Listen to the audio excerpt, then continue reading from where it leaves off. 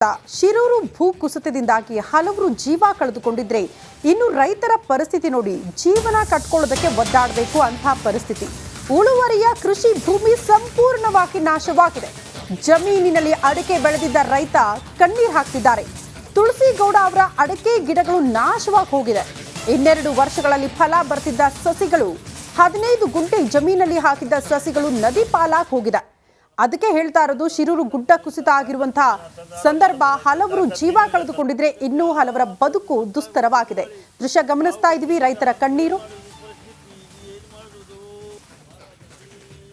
ಉತ್ತರ ಅಂಕೋಲಾ ತಾಲೂಕಿನ ಗಂಗಾವಳಿ ನದಿ ತೀರದ ನಾಗರಿಕರು ಪ್ರತಿ ವರ್ಷ ಕೂಡ ಮಳೆಗಾಲದಲ್ಲಿ ತೀವ್ರ ತೊಂದರೆಯನ್ನು ಅನುಭವಿಸ್ತಲೇ ಇದ್ರು. ಆದರೆ ಈ ಬಾರಿ ಸುರಿದಂಥ ಮಹಾಮಳೆಗೆ ಇಲ್ಲಿನ ಗುಡ್ಡ ಕುಸಿತ ಆಗಿದ್ದರಿಂದ ಉಳುವರೆ ಗ್ರಾಮದ ಸಾಕಷ್ಟು ನಾಗರಿಕರು, ರೈತರು, ಕೃಷಿಕರು ಕೂಡ ತೊಂದರೆ ಅನುಭವಿಸಿರುವಂಥದ್ದು ನೋಡ್ತಾ ಇರ್ಬೋದು. ಯಾವ ರೀತಿಯಾಗಿ ಇಲ್ಲಿನ ರೈತರೊಬ್ಬರು ಕಳೆದ 2 ವರ್ಷಗಳ ಹಿಂದೆ ಬೆಳೆದಂಥ ಅಡಿಕೆ ಸಸಿಗಳು ಕೂಡ ಧರಾಶಾಯಾಗಿದೆ. ಎಲ್ಲ ಬೆಳೆಗಳು ಕೂಡ ಹಾಳಾಗಿರುವಂಥದ್ದು. ಹೀಗಾಗಿ ಕಷ್ಟಪಟ್ಟು ಬೆಳೆದ ಬೆಳೆಗಳು ಕೂಡ, ಮರಗಳು ಕೂಡ ಮೇಲಕ್ಕೆ ಹೋಗದೆ ಧರೆಗುಳಿರುವ ಸ್ಥಿತಿಯನ್ನು ಕೂಡ ನಾವು ನೋಡ್ತಾ ಇದ್ದೇವೆ.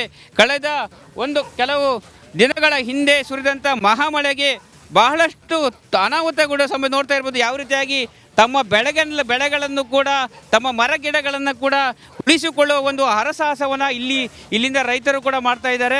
ಹೀಗಾಗಿ ಸಂಬಂಧಪಟ್ಟ ರೈತರು ಸಾಕಷ್ಟು ಹಾನಿಯನ್ನು ಅನುಭವಿಸಿದ್ದಾರೆ. ರೈತರನ್ನ ಮಾತಾಡಿಸುವಂಥ ಪ್ರಯತ್ನ ಮಾಡ್ತಿದ್ರೆ ಏನೇನು ಲಾಸ್ ಆಗಿದೆ, ಎಷ್ಟು ಬೆಳೆ ಬೆಳೆದಿದ್ರಿ, ಎಷ್ಟು ಗಿಡಗಳನ್ನು ಹಾಕಿದ್ರಿ? ಗಿಡ 200 ಗಿಡ ಹೋಯ್ತು. ನಂದು ಪೂರ ಸತ್ಯ ನಾಶ ಆಗೋಯ್ತು. ನಂದು ಏನೂ ಇಲ್ಲ, ಪರಿಸ್ಥಿತಿನೇ ಕಂಗಾಲಾಗಿಟ್ಟು ಹೋಯ್ತು. ಯಾವುದಿಲ್ಲ, ಮನೆ ಬಿಡೆ, ಅಡೆ ಬಿಡೆ, ಗಿಡ ಅಷ್ಟು ನಾಶ ಆಗೋಯ್ತು. ಮತ್ತೇನು ಮಾಡುವಂಗಿಲ್ಲ ಸರ್. ಇಷ್ಟೆಲ್ಲ ಮಾಡಿದೆ, ಈ ಥರ ಆಯ್ತು. ನಮ್ದು ಮುಂದೆ ಏನು ಮಾಡಿದ್ರು ಗತಿ? ಯಾವ ಗತಿ ಇದೆ ನಮ್ದು ಇಲ್ಲಿ? ಪ್ರತಿ ವರ್ಷ ಹಿಂಗೆ ಆಗ್ತಿತ್ತು, ಈ ಬಾರಿ ಮಾತ್ರ ಈ ಬಾರಿ ಮಾತ್ರ ಆದದ್ದು. ಇನ್ನು ಪ್ರತಿ ವರ್ಷ ಅಲ್ಲ. ಇದು ಏನಿದೋ ಅಲ್ಲಿ ಪೂರ ಬಾಂಬ್ ಹೊಟ್ಟದಂಗೆ ಹೊಟ್ಟಿ ಸಬಾಂದಿಲಿ ನಾಶ ಮಾಡಿಬಿಡ್ತು. ಏನು ಇಕ್ಕಿನಿಲ್ಲ, ನಮ್ಮದು ಪೂರ ಸತ್ಯನಾಶ. ಮತ್ತು ಮುಂದೆ ಆಡುವಂಗಿಲ್ಲ. ಸಂಬಂಧಪಟ್ಟ ಸರ್ಕಾರ ಈ ಎಲ್ಲ ರೈತರ, ಈ ಹಾನಿಗೊಳಗಾದ ರೈತರ ಒಂದು ಜಮೀನುಗಳನ್ನು ಪರಿಶೀಲನೆ ಮಾಡಿ ಸಮರ್ಪಕವಾದ ಪರಿಹಾರವನ್ನು ನೀಡುವ ಕೆಲಸ ಮಾಡಬೇಕಾಗಿದೆ. ಕ್ಯಾಮ್ರಾ ಪರ್ಸನ್ ಕಿಶನ್ ಗುರು ಜೊತೆ ನಾನು ಶೇಷಗಿರಿ ಮುಂಡಳ್ಳಿ, ರಿಪಬ್ಲಿಕ್ ಕನ್ನಡ, ಕಾರವಾರ. ಶಿರೂರು ಭೂಕುಸಿತದಿಂದಾಗಿ ಹಲವರು ಜೀವ ಕಳೆದುಕೊಂಡಿದ್ರೆ ಇನ್ನು ರೈತರ ಪರಿಸ್ಥಿತಿ ನೋಡಿ ಜೀವನ ಕಟ್ಕೊಳ್ಳೋದಕ್ಕೆ ಒದ್ದಾಡಬೇಕು ಅಂತ ಪರಿಸ್ಥಿತಿ. ಉಳುವರಿಯ ಕೃಷಿ ಭೂಮಿ ಸಂಪೂರ್ಣವಾಗಿ ನಾಶವಾಗಿದೆ. ಜಮೀನಿನಲ್ಲಿ ಅಡಿಕೆ ಬೆಳೆದಿದ್ದ ರೈತ ಕಣ್ಣೀರು ಹಾಕ್ತಿದ್ದಾರೆ. ತುಳಸಿಗೌಡ ಅವರ ಅಡಿಕೆ ಗಿಡಗಳು ನಾಶವಾಗಿ ಹೋಗಿದೆ. 12 ವರ್ಷಗಳಲ್ಲಿ ಫಲ ಬರ್ತಿದ್ದ ಸಸಿಗಳು 15 ಗುಂಟೆ ಜಮೀನಲ್ಲಿ ಹಾಕಿದ್ದ ಸಸಿಗಳು ನದಿ ಪಾಲಾಗಿ ಹೋಗಿದೆ. ಅದಕ್ಕೆ ಹೇಳ್ತಾ ಇರೋದು, ಶಿರೂರು ಗುಡ್ಡ ಕುಸಿತ ಆಗಿರುವಂತಹ ಸಂದರ್ಭ ಹಲವರು ಜೀವ ಕಳೆದುಕೊಂಡಿದ್ರೆ ಇನ್ನೂ ಹಲವರ ಬದುಕು ದುಸ್ತರವಾಗಿದೆ. ದೃಶ್ಯ ಗಮನಿಸ್ತಾ ಇದೀವಿ. ರೈತರ ಕಣ್ಣೀರು. ಉತ್ತರ ಅಂಕೋಲಾ ತಾಲೂಕಿನ ಗಂಗಾವಳಿ ನದಿ ತೀರದ ನಾಗರಿಕರು ಪ್ರತಿ ವರ್ಷ ಕೂಡ ಮಳೆಗಾಲದಲ್ಲಿ ತೀವ್ರ ತೊಂದರೆಯನ್ನು ಅನುಭವಿಸ್ತಲೇ ಇದ್ರು. ಆದರೆ ಈ ಬಾರಿ ಸುರಿದಂಥ ಮಹಾಮಳೆಗೆ ಇಲ್ಲಿನ ಗುಡ್ಡ ಕುಸಿತ ಆಗಿದ್ದರಿಂದ ಉಳುವರೆ ಗ್ರಾಮದ ಸಾಕಷ್ಟು ನಾಗರಿಕರು, ರೈತರು, ಕೃಷಿಕರು ಕೂಡ ತೊಂದರೆ ಅನುಭವಿಸಿರುವಂಥದ್ದು ನೋಡ್ತಾ ಇರ್ಬೋದು. ಯಾವ ರೀತಿಯಾಗಿ ಇಲ್ಲಿನ ರೈತರೊಬ್ಬರು ಕಳೆದ 2 ವರ್ಷಗಳ ಹಿಂದೆ ಬೆಳೆದಂಥ ಅಡಿಕೆ ಸಸಿಗಳು ಕೂಡ ಧರಾಶಾಯಾಗಿದೆ. ಎಲ್ಲ ಬೆಳೆಗಳು ಕೂಡ ಹಾಳಾಗಿರುವಂಥದ್ದು. ಹೀಗಾಗಿ ಕಷ್ಟಪಟ್ಟು ಬೆಳೆದ ಬೆಳೆಗಳು ಕೂಡ, ಮರಗಳು ಕೂಡ ಮೇಲಕ್ಕೆ ಹೋಗದೆ ಧರೆಗುಳಿರುವ ಸ್ಥಿತಿಯನ್ನು ಕೂಡ ನಾವು ನೋಡ್ತಾ ಇದ್ದೇವೆ. ಕಳೆದ ಕೆಲವು ದಿನಗಳ ಹಿಂದೆ ಸುರಿದಂಥ ಮಹಾಮಳೆಗೆ ಬಹಳಷ್ಟು ಅನಾಹುತಗಳು ನೋಡ್ತಾ ಇರ್ಬೋದು. ಯಾವ ರೀತಿಯಾಗಿ ತಮ್ಮ ಬೆಳೆಗಳನ್ನು ಕೂಡ, ತಮ್ಮ ಮರ ಗಿಡಗಳನ್ನು ಕೂಡ ಉಳಿಸಿಕೊಳ್ಳುವ ಒಂದು ಹರಸಾಹಸವನ್ನು ಇಲ್ಲಿಂದ ರೈತರು ಕೂಡ ಮಾಡ್ತಾ ಇದ್ದಾರೆ. ಹೀಗಾಗಿ ಸಂಬಂಧಪಟ್ಟ ರೈತರು ಸಾಕಷ್ಟು ಹಾನಿಯನ್ನು ಅನುಭವಿಸಿದ್ದಾರೆ. ರೈತರನ್ನ ಮಾತಾಡಿಸುವಂಥ ಪ್ರಯತ್ನ ಮಾಡ್ತಿದ್ರೆ ಏನೇನು ಲಾಸ್ ಆಗಿದೆ, ಎಷ್ಟು ಬೆಳೆ ಬೆಳೆದಿದ್ರಿ, ಎಷ್ಟು ಗಿಡಗಳನ್ನು ಹಾಕಿದ್ರಿ? ಗಿಡ 200 ಗಿಡ ಹೋಯ್ತು. ನಂದು ಪೂರ ಸತ್ಯ ನಾಶ ಆಗೋಯ್ತು. ನಂದು ಏನೂ ಇಲ್ಲ, ಪರಿಸ್ಥಿತಿನೇ ಕಂಗಾಲಾಗಿಟ್ಟು ಹೋಯ್ತು. ಯಾವುದಿಲ್ಲ, ಮನೆ ಬಿಡೆ, ಅಡೆ ಬಿಡೆ, ಗಿಡ ಅಷ್ಟು ನಾಶ ಆಗೋಯ್ತು. ಮತ್ತೇನು ಮಾಡುವಂಗಿಲ್ಲ ಸರ್. ಇಷ್ಟೆಲ್ಲ ಮಾಡಿದೆ, ಈ ಥರ ಆಯ್ತು. ನಮ್ದು ಮುಂದೆ ಏನು ಮಾಡಿದ್ರು ಗತಿ?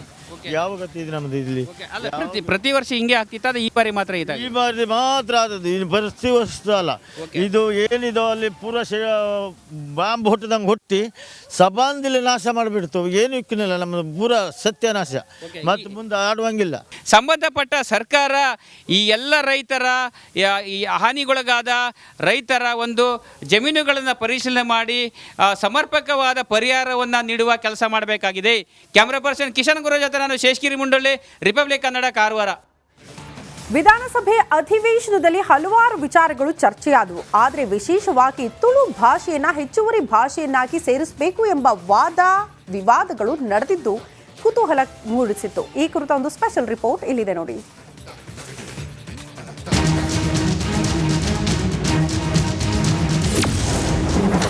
ಸದನದಲ್ಲಿ ಮತ್ತೆ ಸದ್ದಾಯ್ತು ತುಳು ಭಾಷೆ. ರಾಜ್ಯದ 2ನೇ ಅಧಿಕೃತ ಭಾಷೆಗೆ ಒತ್ತಾಯ. ತುಳು ಆ ರೀತಿ ಉಂಡು ಬಣ್ಣದ ಮಾತೆರೆಗಳ ಗೊತ್ತಾವಡು ಸದನ ಗೊತ್ತಾವಡು ಅಭಿಪ್ರಾಯ ಉಂಡು ಸಭಾಧ್ಯಕ್ಷ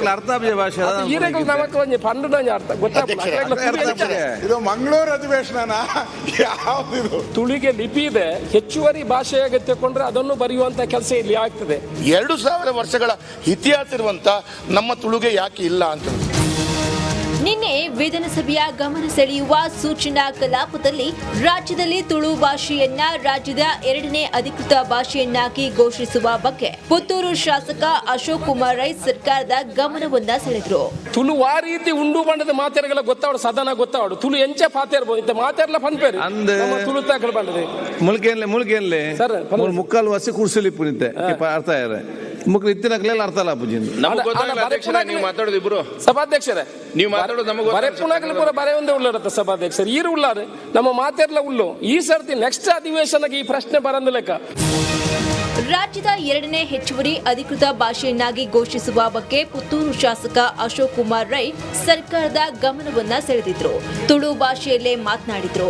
ಈ ವೇಳೆ ವಿಪಕ್ಷ ನಾಯಕ ಆರ್ ಅಶೋಕ್ ಇದೇನು ಮಂಗಳೂರು ಅಧಿವೇಶನ ಅಂತ ತಮಾಷೆಯನ್ನ ಮಾಡಿದ್ದಾರೆ. ವಿರೋಧ ಪಕ್ಷ ನಾಯಕರೇ ಇದು ಮಂಗಳೂರು ಅಧಿವೇಶನ ಯಾವ್ದು ವಿರೋಧ ಪಕ್ಷ ನಾಯಕರೇ ಮಂಗಳೂರು ಅಧಿವೇಶನ ವಿರೋಧ ಪಕ್ಷ ನಾಯಕರೇ ಆಯ್ತು ಈಗ ಅಶೋಕ್ ರೈ ಮಾತಾಡಿ ನಾನು ವಿರೋಧ ಪಕ್ಷ ನಾಯಕರಿಗೆ ಹೇಳುದು ಮಾತಾಡಿ ಸರ್. ನಾನು ನಿಮಗೆ ಹೇಳುವಂತದ್ದು ತುಳಿಗೆ ಲಿಪಿ ಇದೆ, ಹೆಚ್ಚುವರಿ ಭಾಷೆಯಾಗಿ ತಗೊಂಡ್ರೆ ಅದನ್ನು ಬರೆಯುವಂತ ಕೆಲಸ ಇಲ್ಲಿ ಆಗ್ತದೆ. ನೀವು ಸ್ವಲ್ಪ ನಮ್ಮ ಹತ್ರ ಸಹಕಾರ ಮಾಡಿ ಸರ್. ಓದ್ತಾ ಇಲ್ಲ ಅದಕ್ಕೆ ಸುಮ್ಮನೆ ನಿಮಗೆ ಅಶೋಕ್ ರೈ ಮಾತಿಗೆ ವೇದವ್ಯಾಸ್ ಬೆಂಬಲ. ಸರಿಸುಮಾರು 20-22 ರಾಜ್ಯಗಳಲ್ಲಿ 10-12 ಲ್ಯಾಂಗ್ವೇಜ್ಗಳು ಅಧಿಕೃತವಾಗಿ 2ನೇ ಭಾಷೆಗಳನ್ನು ಉಪಯೋಗಿಸಿಕೊಳ್ಳುತ್ತಿದೆ. ಉದಾಹರಣೆಗೆ ವೆಸ್ಟ್ ಬೆಂಗಾಲಲ್ಲಿ ಲ್ಯಾಟಿನ್ ಭಾಷೆಗಳಿದೆ. ಹೀಗೆ ಬೇರೆ ಬೇರೆ ರಾಜ್ಯಗಳಲ್ಲಿ ಬೇರೆ ಬೇರೆ ಭಾಷೆ ಅಧಿಕೃತವಾಗಿ ಉಪಯೋಗಿಸಿಕೊಳ್ಳುವಂತ ಅವಕಾಶಗಳಿದ್ದು 2000 ವರ್ಷಗಳ ಇತಿಹಾಸ ಇರುವಂತ ನಮ್ಮ ತುಳುಗೆ ಯಾಕೆ ಇಲ್ಲ ಅಂತ ಹೇಳೋದು. ಅಶೋಕ್ ರೈ ಮಾತಿಗೆ ಪ್ರಿಯಾಂಕರ್ಗೆ ಅಭಯ. ತುಳು ಭಾಷೆಯ ಪ್ರಾಚೀನತೆ ಮತ್ತು ಅದರ ಇತಿಹಾಸ ಮತ್ತು ಅದರ ಸೌಂದರ್ಯ, ಅದರ ಲಿಪಿದು ಇರ್ಬೋದು ಅಥವಾ ಬೇರೆದಿರ್ಬೋದು, ಯಾವುದೇ ಅನುಮಾನ ಇಲ್ಲ. ಸರ್ಕಾರ ಇದನ್ನು ಮುಂದೆ ಬರುವ ದಿನಗಳಲ್ಲಿ ಮಾಡುತ್ತೆ ಅಂತ ಮಾನ್ಯ ಮಂತ್ರಿಗಳು ಕೂಡ ಆಶ್ವಾಸನೆ ಕೊಟ್ಟಿರೋದನ್ನು ಕೇಳಿದ್ದೀನಿ. ತಾವು ಕೂಡ ಮಾತನಾಡಿದ್ದೀರ ಮಾನ್ಯ ಅಧ್ಯಕ್ಷರೇ. ಮತ್ತು ವಿಶೇಷವಾಗಿ ವೈಯಕ್ತಿಕವಾಗಿ ನಂದು ಕೂಡ ಇದರಲ್ಲಿ ಸ್ವಲ್ಪ ಇಂಟ್ರೆಸ್ಟ್ ಇದೆ. ಒಟ್ಟಾರೆ ಶಾಸಕ ಅಶೋಕ್ ರೈ ಪ್ರಸ್ತಾಪಕ್ಕೆ ದಕ್ಷಿಣ ಕನ್ನಡ ಮತ್ತು ಉಡುಪಿ ಜಿಲ್ಲೆಗಳ ಬಿಜೆಪಿ ಶಾಸಕರು ಬೆಂಬಲಿಸಿದ್ದಾರೆ. Bureau report, republic Kannada.